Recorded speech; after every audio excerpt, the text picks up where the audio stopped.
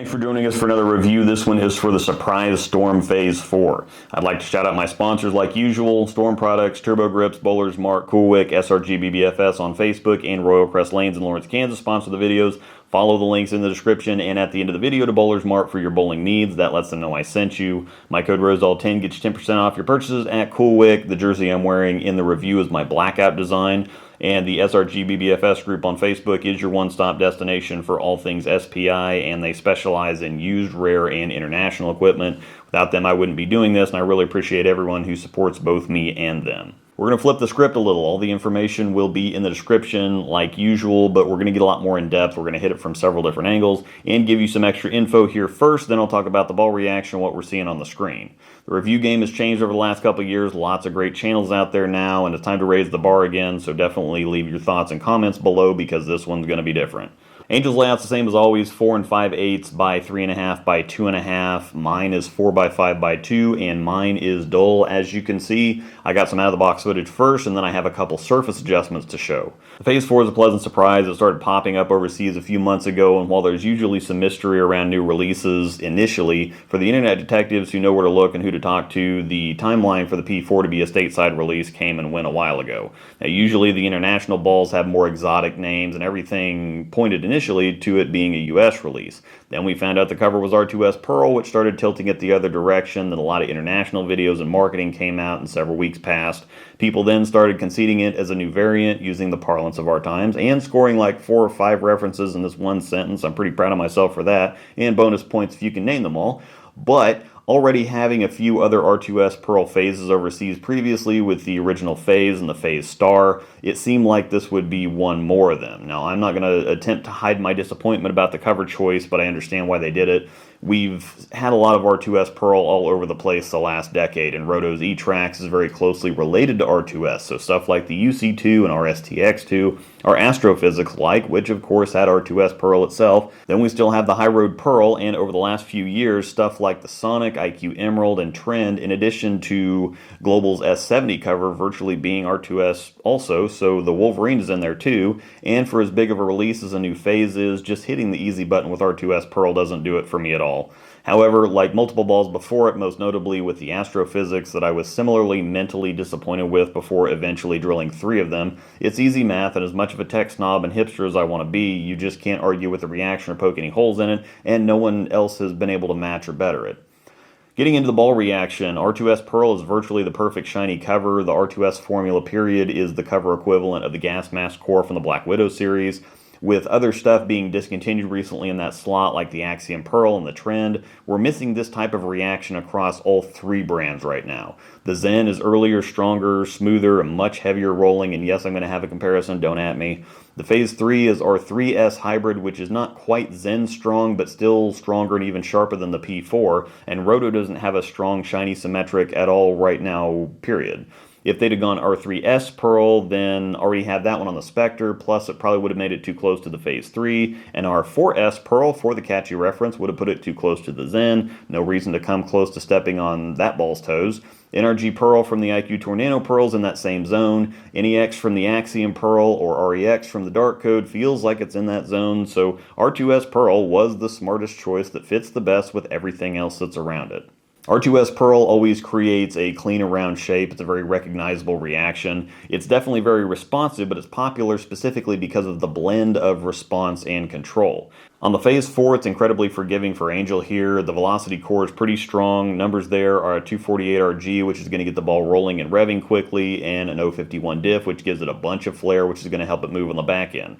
We're on the house shot here, and if she gets it out, it responds pretty quickly, and between the fast revving of the core and the quickness of the cover, you can see it really wind up and make an aggressive move back up to the pocket. However, R2S Pearl is still one of Storm's weaker cover formulas, so it needs friction or dry boards to move, and as you can see when she gets it inside in the oil, it goes quite a bit longer before it picks up, so for her, it creates an incredible amount of space on the lane.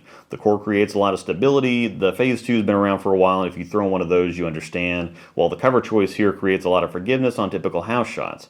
Now, while it's a perfect match for Angel, these same things cause some problems for me. There's been a lot of use on tour of stuff like the High Road Pearl, IQ Emerald, UC2, etc., which is notable because usually cleaner covers are pretty sharp and create over-under. You usually wouldn't want to use something like a Phase 4 on tougher conditions because there's not going to be enough traction in the oil and too much response on the dry. However, R2S is still calm or controllable enough on the dry boards to make it viable on virtually everything at some point during transition. I'm hit or miss with it though, so while I love balls like the High Road Pearl and Astrophysics, I didn't get along with the Sonic. I hated all 4 of the IQ Emeralds I drilled, 2 with each hand, and the Phase 4 seems like it's going to be in the latter category. It's fast on friction and kind of lopes and spins in the oil. Now it looks good from straighter, but I have to both make sure I get around it to keep it from straightening out and throw it hard, 2 things that aren't really my game, so again, while it looks good, I'm having to make it work. I have to get in and away from the friction to get it down the lane easier, but once I started bending it, it turned into a 3-year-old in Walmart. I mentioned before that the factory gloss is kind of overkill now, so I took a 3000 pad to it first. Now I'm not sure why people are so afraid of surface or think it's some kind of magic or a coin flip. Now adding surface will make the ball earlier, stronger, and smoother, and that's exactly what we're getting here. It's very mathematical and predictable. 3000 is a great place to start to knock the shine off without making it diggy, or to slow it down and make it more consistent without making it that much earlier and stronger. I call 3000 and 4000 shape grits and 2000 and lower traction grits. When you have a shiny or lane shine ball and want to make it smoother without affecting the length and hook that much, 3 and 4K will get that done, but when you really want to make it dig or just flat out hook, you go 2K or below to really increase the traction. I moved around a little, changed speeds, got softer with it, hit it more, got it further outside, kept it tighter to the pocket, and it didn't really work. I think the surface might have even made it more over-under, which is odd, so I decided to then check out 2000 grit. Now, it still got quite a bit of shape for being at 2000, and that's because despite the surface, it's still a cleaner and more responsive cover, but now it's getting a lot of traction too. And when you have something like a Zen with a similar core but a lot stronger cover formula, it's going to be quite a bit earlier and smoother than this if you take it to 2000. The P4 is still just not the look. Now it's so early that it's forcing me to launch it or get deeper, and when I do that, it reacts early enough that it doesn't have the shape down lane anymore to recover from the deeper angles. So to recap, for Angel, ball reaction doesn't get any better. She has almost 2 arrows of room with the Phase 4. For me, it's in Zen Master territory, and I'm just going to leave it at that. Now, as far as comparisons go and how it relates to other balls, the Phase 4 fits as a ball down from the Phase 3, sideways from the Spectre, and a ball up from the IQ Tour, and we'll start with the Phase 3 featuring me. It's a brand new fresh P3 as I've worn the last one out, same layout. The P3 is more everything. Same core, same surface, just R3S hybrid instead of R2S Pearl. Now, I know there's some people that are going to say, okay, it's another shiny Phase, what's the difference and who cares? But here's the difference. Once again, it's beyond just hybrid and Pearl, and it also flips the traditional idea that a Pearl is always supposed to be sharper or more responsive than a hybrid. The Phase 3 both has more strength and at least an equal amount of sharpness or back-end strength, but it's somewhat situational.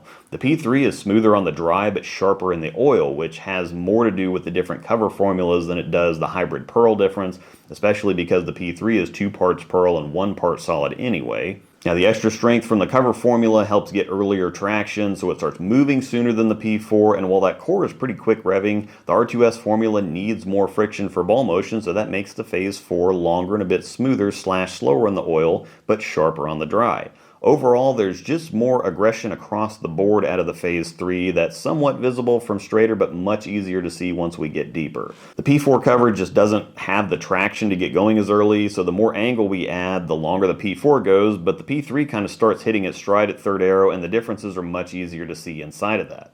Now, I think you can see how much more comfortable it is for me to throw because I'm not having to make it do anything. Even from straighter, when the P4 was at least manageable, the P3 was easily the better look. I didn't have to manufacture good reaction. Moving to the Spectre now, it has the Pearl version of the Phase 3 cover in R3S Pearl, so it's a straight step up in terms of cover strength from the Phase 4. The bigger difference here is in the core. The differential is very similar between the two, but the Spectre has a quite a bit higher RG at 254 over the Phase 4's 248. The higher RG basically means the weight is further away from the center, so it's not going to rev up as quickly or want to roll quite as soon, or basically the Spectre has a stronger cover and the Phase 4 has a stronger core.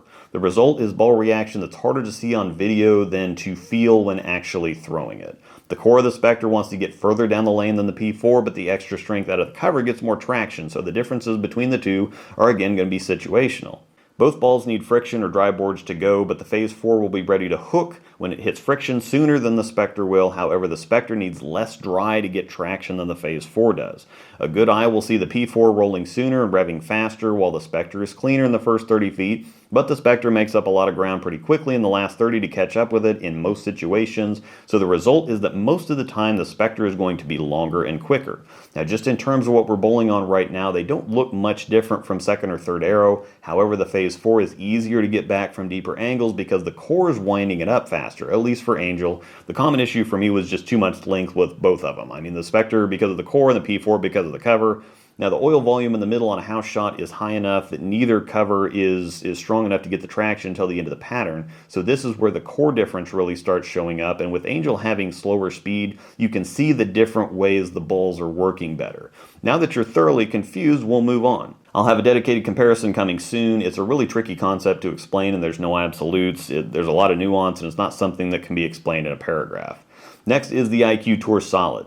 The IQ TS also has the R2S cover stock on it, so it's the solid version of the P4 cover. The RG of each core is virtually identical, but the IQ's differential is almost 20 points lower, and that's an extremely large difference. Differential affects the ball's ability to flare, so the more a ball flares, the more distance there will be between the oil rings on the ball when it comes back, and the more distance there is between the oil rings, the more fresh cover is exposed to the lane on every rotation, meaning that balls that flare more have the potential to hook more. Thinking back to the Codex, the only difference between that ball and the IQ was the core because they were both R2S solid. The Codex was quite a bit stronger because while they had the same set of tires, the X had a lot more horsepower, and in this situation, the P4 still has a bigger motor but a little less grip. The total result is that the P4 revs up just as fast plus moves quite a bit more down lane. The IQ-TS could be a different look sideways in the opposite direction of the Spectre with the surface on it because it'll be earlier and smoother. The P4 would be in the middle, and then most of the time more length and sharpness out of the Spectre while still in a really similar place when it comes to hook potential. The difference here is a lot easier to see than it was with the Spectre, but it's mainly friction response. The amount of hook or board coverage is pretty similar, and the shape difference creates a pretty typical lane player zone difference. The IQ is smoother so it looks better from straighter, and the P4 is sharper so it looks better bending it a bit. The next comparison is more for fun. This is the original Overseas Phase, which also features R2S Pearl, and it's freshly drilled, so the only difference between it and the Phase 4 is age and color. This one is rollier and slower than the P4 though. Now if you thought all the nonsense I've been talking about in classroom videos and getting into cover formulas was too much, different colors react differently too. Famously, when Ebonite's Mission came out several years ago, they tested the exact same ball makeup, so exact cover and core in 21 different colors before settling on red because that was the color they felt reacted the best. Now don't worry, I'll never make a video about that. That's overkill, but it does exist. And while the reactions are very similar, they should theoretically be identical and they aren't. This is why it bothers me so much when people try to get too mathematical or say, well, this should be this way or that should be that way or the left side should be the same as the right or whatever else. It's not, and there's a million reasons why, and as soon as you can accept that and forget what you think you know and just swallow the red pill, then you can start learning and understanding some things. The numbers in tech are critically important, but so is shutting off your brain and just watching what the ball is actually doing so that you can make the connection between what you think the ball should be doing and what it's actually doing. That helps you link the details and the ball reaction together so that you can make better purchasing decisions. So the final verdict is that I think it boils down to whether or not you get along with R2S Pearl 100%. I don't think that there's any concerns with the core here. I'm not actually sure I've ever heard of anyone that just doesn't get along with the Phase line as a whole. Now, if you like all the stuff I mentioned at the beginning, like the Astrophysics, IQ Emerald, Trend, High Road Pearl, you're just going to like the Phase 4. But if you're hit or miss with that stuff or don't like any of it, probably would look at something else. There is at least a separate Zen and Spectre comparison coming soon. If there's any other comparison you want to see, let me know in the comments section. The Phase 4 releases on February 11th, and it's nothing special or revolutionary, but when it comes to spending a couple $100 on a new ball, the confidence inspired by the combination of a cover and core that we all have experience with and know well is off the charts. Thanks for watching, and may the strikes be with you.